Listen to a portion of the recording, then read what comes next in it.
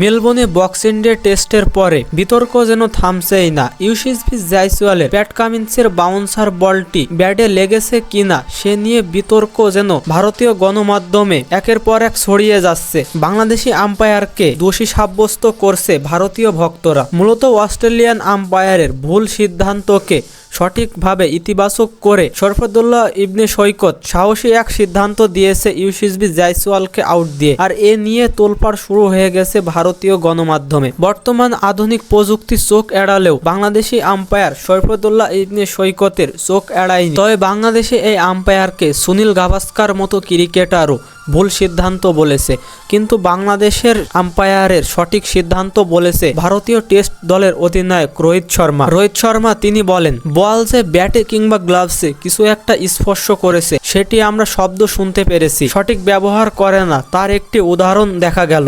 আসলে হয়েছেও তাই, কেননা জাইসওয়ালের গ্লাভসে বল লেগে অ্যালেক্স ক্যারির হাতে গিয়েছিল, কিন্তু রিপ্লেতে স্পষ্টভাবে দেখা গিয়েছিল গ্লাভসে বলটা ঠিকই লেগেছে।